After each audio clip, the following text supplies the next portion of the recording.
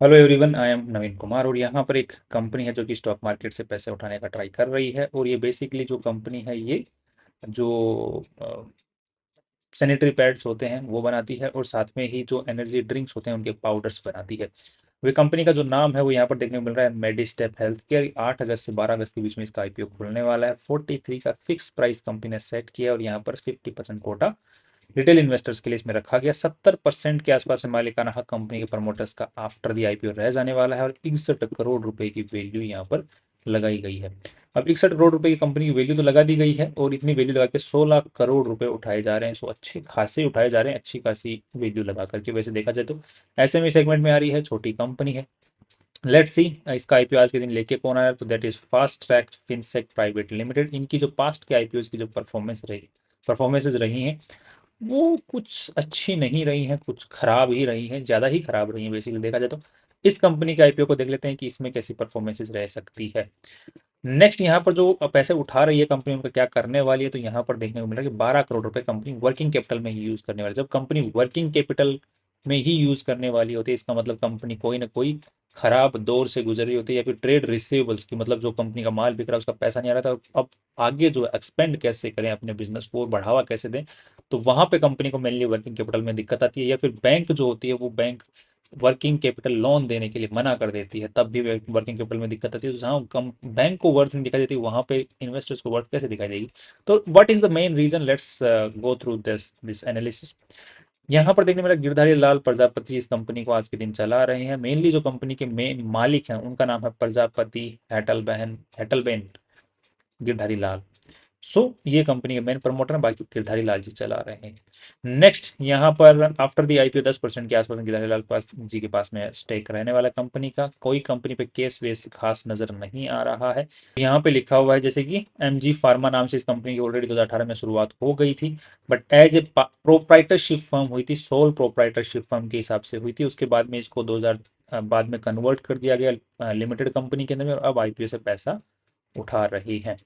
Right, next अब यहाँ पे देखने को मिल रहा है कि कंपनी का पास में जो सैनिटरी पैड्स और एनर्जी पाउडर बनाने का जो एफएसएसआई का लाइसेंस है वो 2023 में मिल गया था। उसके बाद में मेनली जो है काम चालू हुआ है। कंपनी जो आज के दिन काम में, दैट मीन्स की अभी तक 2 साल ही कंपनी को हुए हैं। वो भी 2 साल भी पूरे हो गए हैं क्या, 2 साल भी पूरे आसपास हो गए हैं। राइट, तो ज़्यादा टाइम अभी इसको हुआ नहीं है। और वैसे देखा जाए तो प्रोप्राइटरशिप फर्म के तौर में पहले काम कर रही थी, but without FSSI licence. That's a bad thing by the way.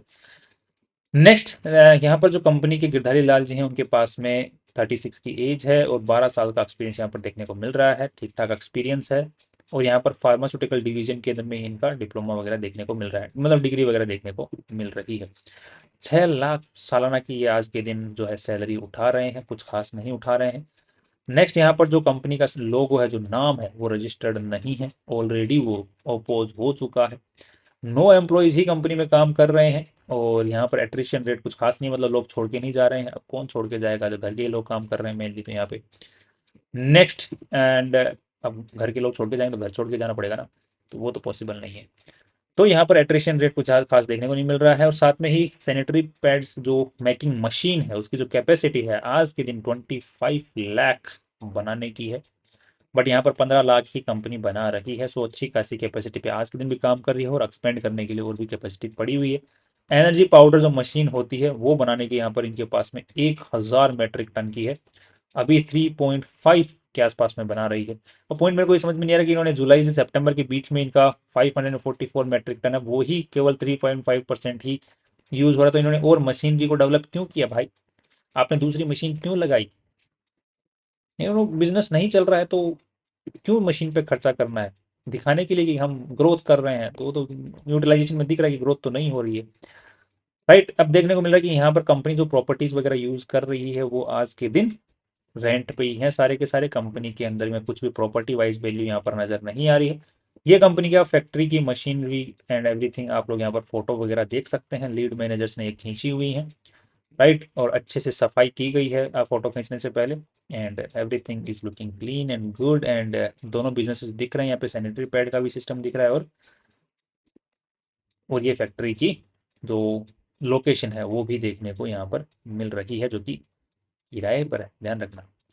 Next यहाँ पर जो आज के दिन डिमांड बनी हुई है, डिमांड इज यहाँ पर अगर हम लोग देखते हैं तो जो 2022-23 के अंदर में कस्टमर ए था वो 23-24 के अंदर में शिफ्ट हो गया कस्टमर टू के आसपास में, जिसने पहले साल 11 करोड़ का माल खरीदा, बाद में 5 करोड़ का माल खरीदा, और यहाँ पर उसके बाद में जो है कस्टमर ए गायब ही हो गया, लिस्ट से ही गायब हो गया। दैट मीन्स कि जो लेटेस्ट डिमांड है वो पुराने जो कस्टमर्स हैं उनके साथ में बनी हुई नहीं है।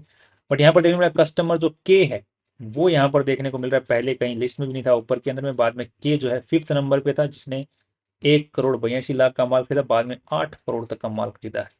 एल को अगर हम लोग चेक करते हैं यहाँ पे तो एल भी लिस्ट में नहीं था टॉप में, बाद में एल भी 1.5 करोड़ का, बाद में के एल पी यहाँ पर ठीक ठाक यहाँ पर उठाते हुए दिख रहे हैं माल, और पी जो है नया बंदा है। दैट मीन्स की कंपनी के साथ में जो साठ गांठ है वो 2 साल के आसपास में नॉर्मली चल रही है और उसके बाद में ज़्यादा नहीं चल रही है।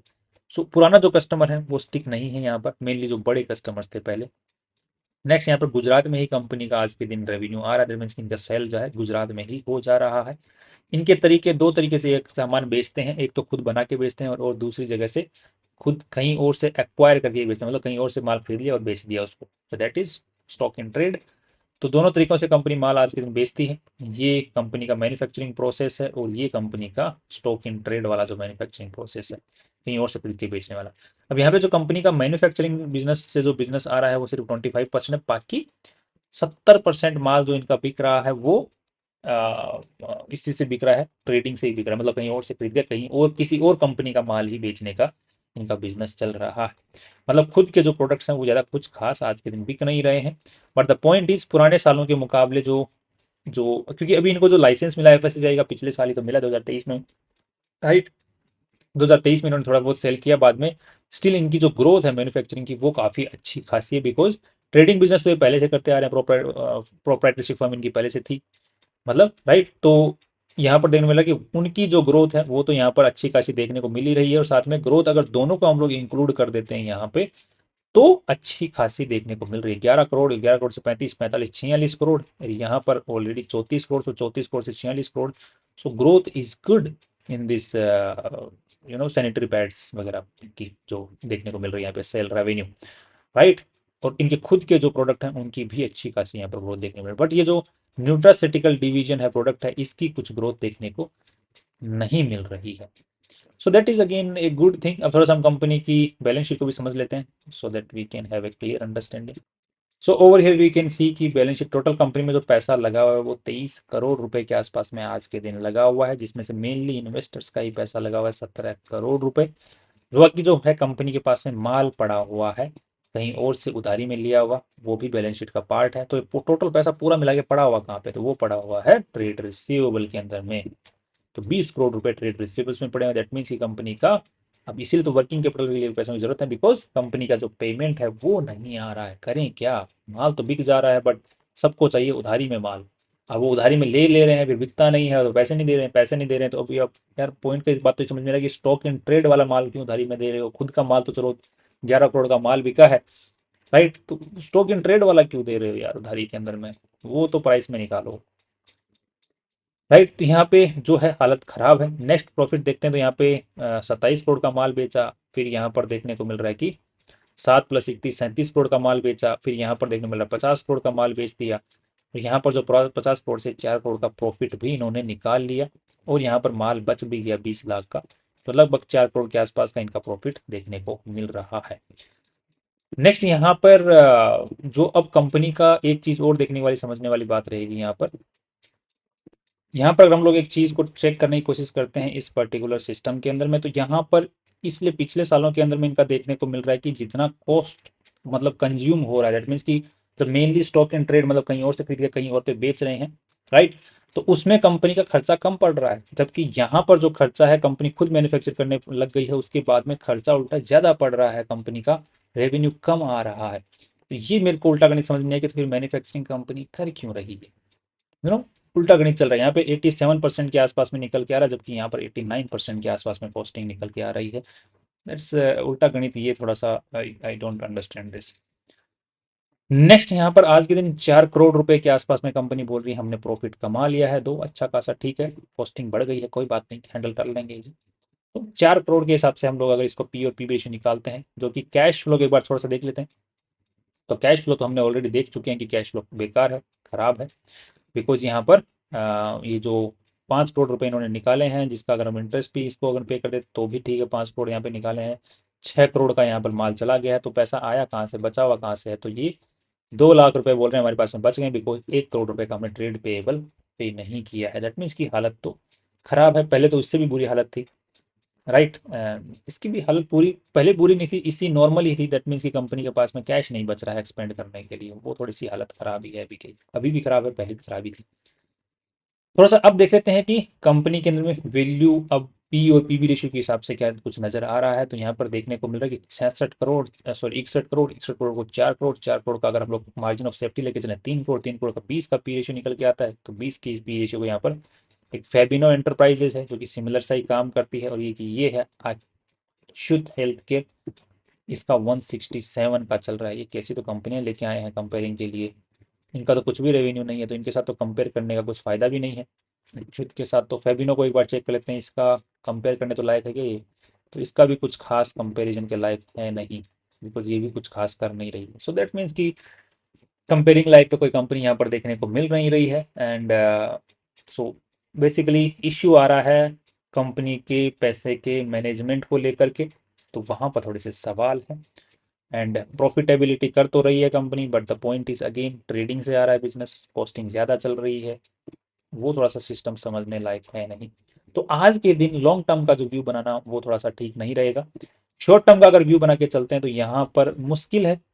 आई थिंक जीएमपी ज़्यादा तो नहीं मिलना चाहिए कंपनी को, बट लेट्स सी कि आज के दिन जीएमपी क्या चल रहा है इसका, राइट। तो so that we can have a little understanding कि हम मार्केट में क्या चल रहा है।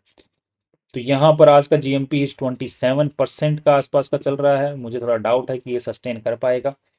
And short term and listing gain का मेरा व्यू थोड़ा ज़्यादा खराब, बुरा नहीं है बट स्टिल अच्छा भी नहीं है। लॉन्ग टर्म का अभी व्यू बनाना ठीक नहीं है कंपनी के बारे में, क्योंकि यहाँ पर काफ़ी सारे सवाल अभी भी बने हुए हैं। That's all from my side, कल फिर मिलते हैं इंपॉर्टेंट वीडियो के साथ में। Finally see you tomorrow. हाँ, कई बार क्या होता है कि कंपनी जब छोटी होती है बिजनेस स्ट्रक्चर के अंदर में, यू नो मार्केट जो होता है छोटी कंपनी के हिसाब से जिस पर्टिकुलर सेक्टर में काम कर रही होती है उसकी डिमांड अच्छी होने की वजह से मार्केट उसको वैल्यू दे देता है इनिशियली, बट लास्ट में मार्केट उसको वापस अपनी उसकी सही वैल्यू पर लेके आ जाता है। तो वो केस यहाँ पर देखने को मिल सकता है। तो ये कोई एक बार पंप हो सकता है स्टॉक उस पर्टिकुलर मार्केट की वैल्यू के हिसाब से, बट वो सिनेरियो यहाँ पर अगर देखने को मिल जाए तो मिल जाए, अदरवाइज चांसेस कम है। That's all from my side, कल फिर मिलता है नई वीडियो के साथ में। Finally see you tomorrow.